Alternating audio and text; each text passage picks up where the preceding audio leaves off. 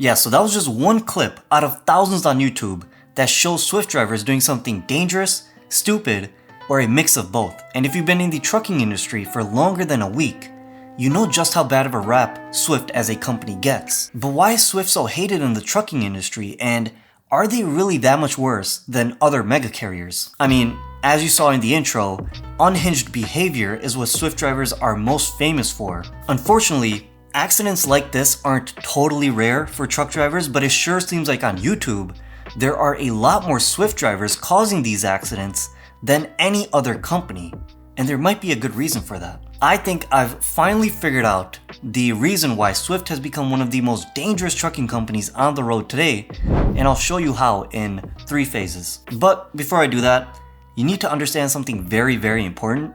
Swift is one of the few companies in the trucking industry that are considered to be starter companies. These are the companies you join after you get your CDL to get some hands-on experience and start making money, because only these big companies can afford the insurance and risk of hiring new drivers. But the problem with these starter companies is that they love recruiting almost a little too much, which brings me to where the problem first started for Swift.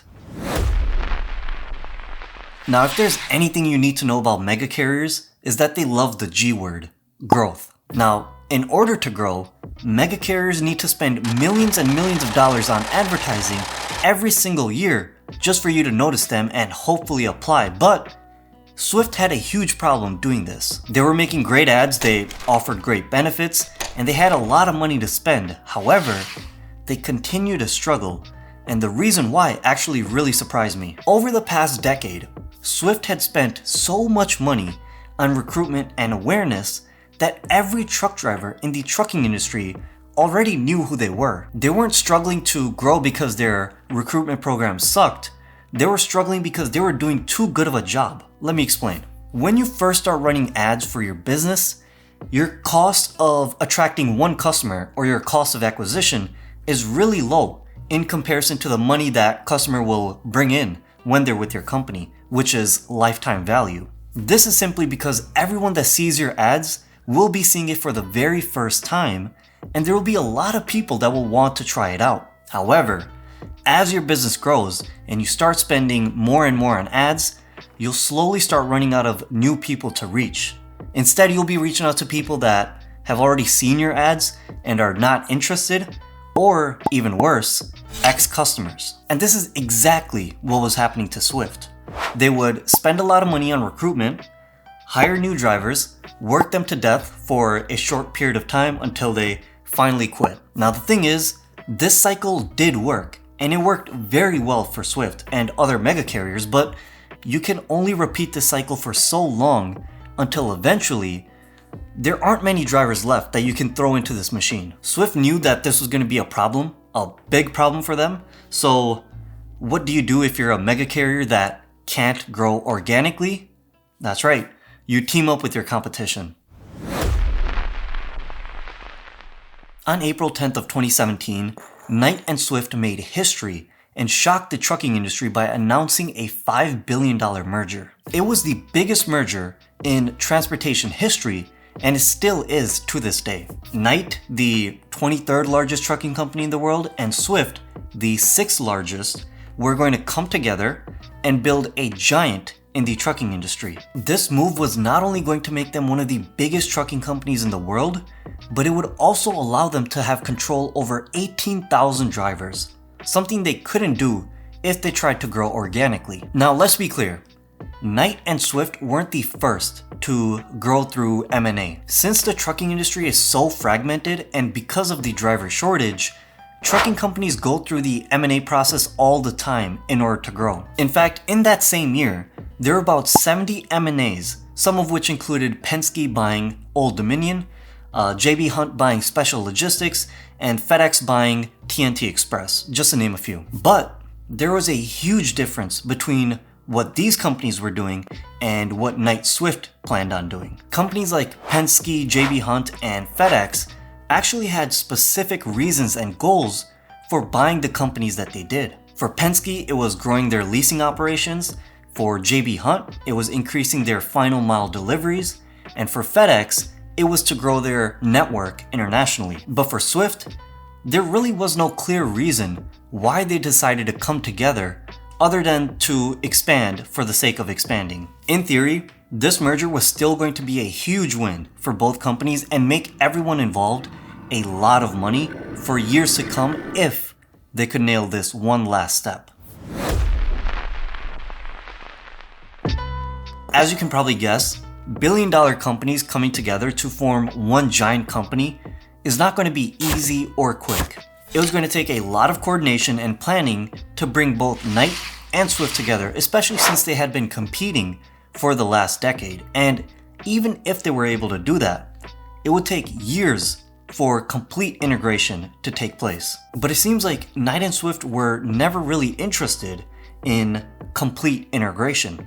They just wanted to make money and make money quick. From the outside looking in, it seems like they didn't really care about synergy, culture, and most importantly, driver training for the 18,000 drivers that they now had working for them. Swift were able to solve their growth problem through this expansion, but by doing so, they unknowingly created an even bigger and more dangerous problem. Now that Swift had tens of thousands of truck drivers in their fleet, they had to keep these seats filled, and they filled them by any means necessary. Swift started rushing people through their CDL school and got them behind the wheel of a semi within the shortest amount of time possible. Oftentimes, rookies would find themselves going through Swift's CDL school, graduating, and driving cross country all within 3 weeks of joining. And what's worse, the trainers that are supposed to be guiding and training these rookies while they're driving on the road are just other drivers who have been working for Swift for as little as 6 months.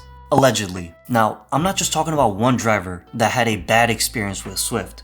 There are thousands of articles, YouTube videos, and Reddit posts from former drivers sharing their training horror stories from the time that they spent at Swift. And after reading a few posts, you get a feeling that this is a company-wide practice that is making the roads dangerous for everyone, and especially for the truckers driving for Swift. So, going back to the question that I asked in the beginning of this video, is Swift really as bad and dangerous as drivers make it seem?